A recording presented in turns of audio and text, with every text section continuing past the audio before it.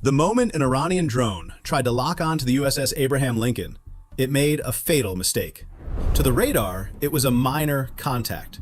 But in modern warfare, a minor contact is a lethal threat. The Navy didn't just shoot it down, we erased it. An F-35C Lightning II ended the engagement before the drone's operator even knew they were being hunted. This wasn't a fair fight, it was a physics lesson.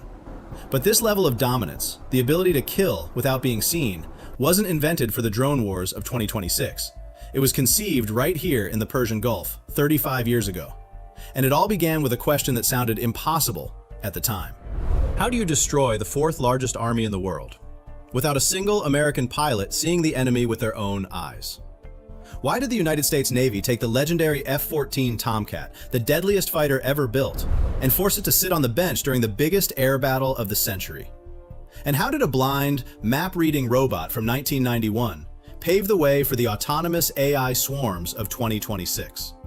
This is not a history lesson. This is an engineering blueprint.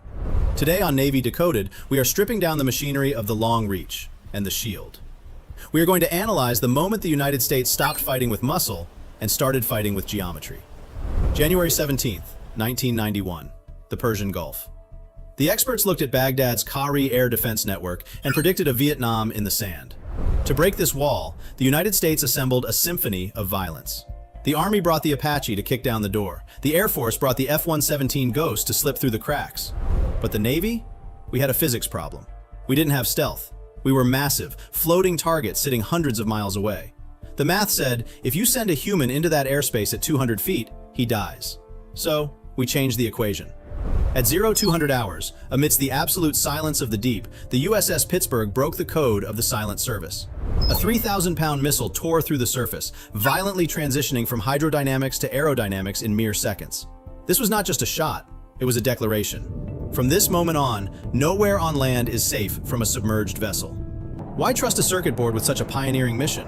It wasn't because the machine was smarter, it was because the machine was expendable. Here's the cold calculus of 1991. Hope is not a strategy, calculus is.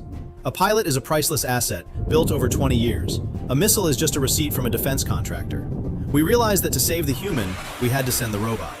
If you believe that engineering dictates strategy, if you want to look past the politics and see the machinery that runs the world, lock in that subscribe button right now. Welcome to Navy Decoded. Now stop looking at the map of Iraq. It's misleading. To understand why the Navy had to build these weapons, you have to look at the air itself. You have to understand the density. To understand why the Navy built these weapons, you have to understand the ecosystem of the battlefield. Desert Storm was a joint operation. It was a division of labor. The United States Air Force had the F-117. It had a radar cross-section the size of a ball bearing. It could fly straight into the teeth of the enemy defenses. The United States Army had the Apache. It could hide behind sand dunes. But the Navy? We were the heavy lifters operating on the flanks. And our enemy wasn't Saddam Hussein. Our enemy was density.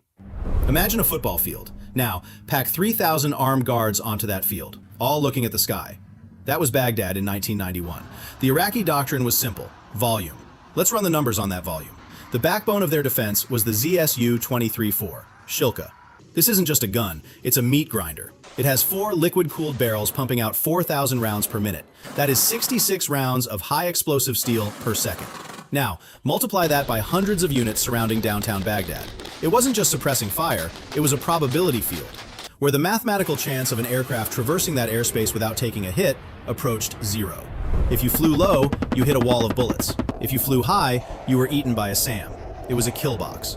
Our aircraft, the A-6 Intruder and the F-14 Tomcat, were big. They were loud.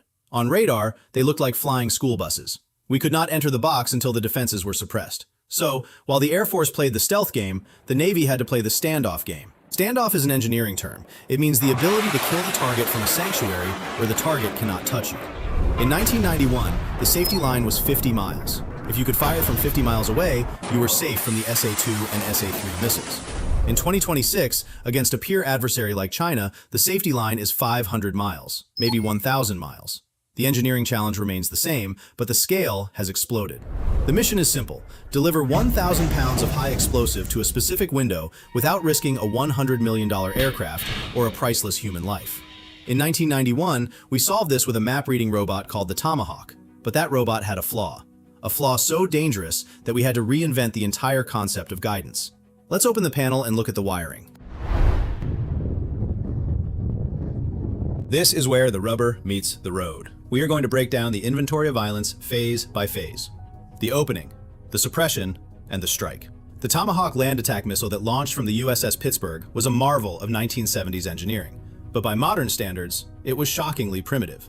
It utilized a guidance system called TERCOM, Terrain Contour Matching. The concept was simple: navigation by touch. The missile flew blind, using a radar altimeter to scan the ground below. It measured the rise and fall of the desert terrain and cross-referenced those physical contours against a preloaded digital matrix. If the elevation profile matched the map, the missile knew its location. It was brilliant. It allowed the weapon to hug the Earth for hundreds of miles, invisible to radar. But here's the trade-off. The missile was functionally blind. It possessed no camera, no live data link, and no GPS as we know it today. It could only engage a static target. If the Iraqi mobile command truck moved 500 feet down the road, the Tomahawk would impact empty sand. It was a strategic sledgehammer, effective only against targets that could not run. Now, examine the inventory today. The Tomahawk Block 5, specifically the Block 5 Alpha Maritime Strike variant. We didn't just upgrade the propulsion, we installed a brain. The new Tomahawk features a multi-mode seeker, integrating active sensors and passive radar detection. 1991 was fire and forget. You launched the weapon and hoped the map was accurate. 2026 is launch and control. The Block 5 possesses the capability to loiter, circling the battle space for hours, awaiting final authorization. Equipped with a two-way data link, it receives real-time updates mid-flight. If a satellite detects target movement, the missile redirects instantly. Crucially, it hunts ships. It can track and engage a destroyer maneuvering at 30 knots in heavy seas. We have evolved the map reader into a predator. But before kinetic assets can enter the kill box, the enemy must be blinded. This is the suppression phase, and it relies on the most terrifying brevity code in the pilot's vocabulary: Magnum. In 1991, the Navy and Air Force operated as a hunter-killer ecosystem. The Navy provided the soft kill via the EA-6B Prowler. Instead of bombs, the Prowler carried massive jamming pods. It flooded Iraqi radar frequencies with electromagnetic noise, reducing their screens to static. But jamming is insufficient. You need a lethal threat. Enter the hard kill. The F-4G Wild Weasel and the F-18 Hornet. Armed with the HARM missile, these aircraft hunted the radar emissions themselves. The psychology of the Magnum call was devastating. When a pilot announced Magnum, it signaled a HARM launch. Iraqi operators, monitoring open frequencies, knew a missile was riding their own radar beam back to the source. Their reaction was immediate. They shut down the radar. They chose blindness over destruction.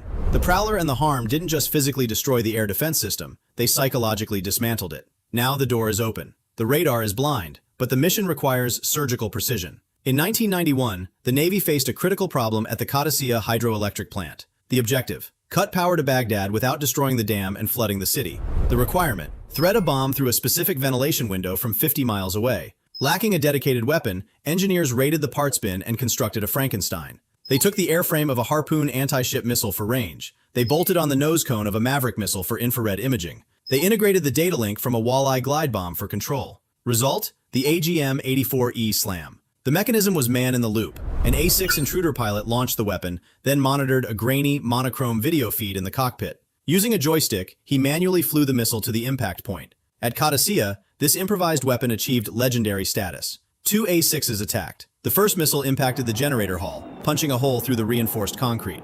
The second pilot, flying 50 miles away, steered his missile through the smoke and directly through the hole created by the first impact. That is absurd precision. That is threading a needle at 450 knots. But the cost was high. To maintain the data link, the pilot had to remain near the target area, exposed and vulnerable. Today, we have deleted the joystick. We realize that the human operator is the slowest component of the loop.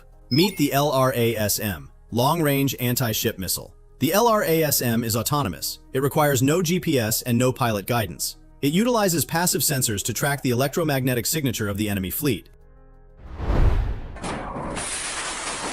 While the missiles were the sword, the fleet needed a shield. And this brings us to the most painful engineering paradox of the war, the tale of two fighters. Look at the scorecard of Desert Storm. The United States Air Force F-15 Eagles were the kings. They were allowed to roam in free fire zones. They racked up kills, shooting down Iraqi MiGs left and right.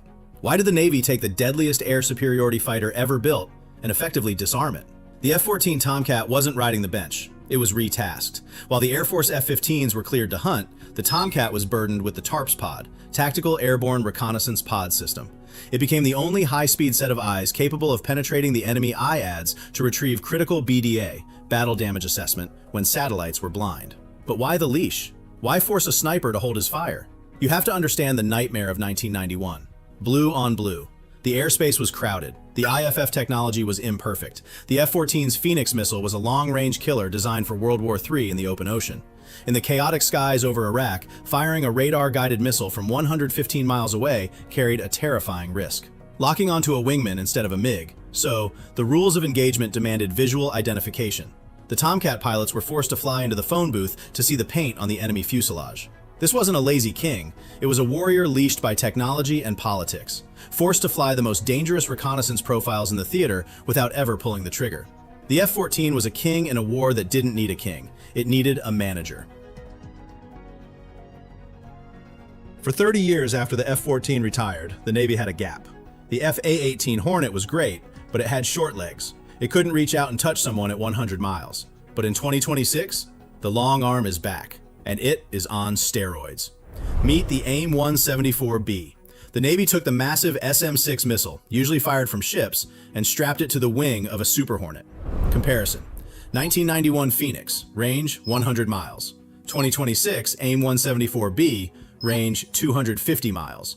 We have effectively doubled the kill zone. But why does the range jump so drastically? It's not magic, it's atmospheric physics. Think about the energy tax paid by a ship. When a destroyer fires an SM-6, it starts at sea level, 0 altitude, 0 speed, thick, dense air. The missile burns a massive chunk of its fuel just fighting gravity and drag to punch out of the lower atmosphere. Now, look at the Super Hornet. It releases the weapon at 30,000 feet, traveling at Mach 0.9. We have deleted the atmospheric drag. We have provided a massive kinetic inheritance. The missile doesn't waste fuel climbing. It spends every ounce of propellant on pure velocity. We didn't just strap a missile to a plane. We turned the F-18 into the first stage of a hypersonic launch vehicle. But the real revolution isn't the missile, it's the network. In 1991, the internet was a guy named Dave sitting in an E-2C Hawkeye. He looked at a radar screen. He grabbed a radio microphone. He yelled, "Bandits, 200, 50 miles." The F-14 pilot heard the voice, processed it, and looked at his own radar. It was slow. It was analog. It was voice speed. Today, we use NIFCA. It sounds like alphabet soup, but here's the metaphor: telepathy. An F-35 stealth fighter flies deep into enemy territory. It keeps its radar off to stay invisible. It sees an enemy bomber with its passive sensors. It doesn't shoot. It doesn't even speak. It beams the data back to a destroyer 200 miles away. The destroyer launches an SM-6 missile. The missile flies over the horizon, guided by the F-35's eyes. The enemy never sees the ship. The ship never sees the enemy. The pilot is just the router. In 1991, we fought with